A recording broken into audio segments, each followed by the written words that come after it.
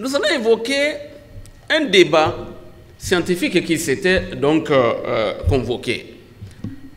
Cette période était marquée par ce qu'on appelle les théories de la modernisation.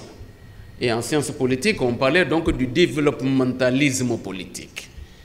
Et donc, en parlant de ces choses, les théories de la modernisation postulent que la modernité est un processus irréversible de nature culturelle.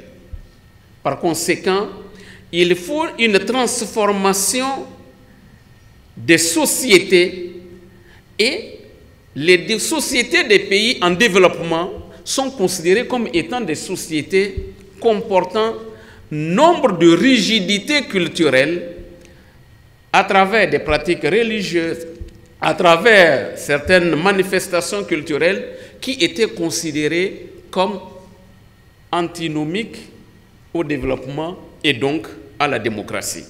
Je précise que dans les années 60, un certain nombre d'auteurs avaient développé des thèses, comme Seymour Lipset, pour dire qu'il ne peut avoir de démocratie que dans des contextes, de prospérité économique, dans des contextes de société instruite, donc où l'éducation est relativement avancée, dans des sociétés également où il y a une classe moyenne relativement aisée pour laquelle la démocratie devient une quête de participation citoyenne.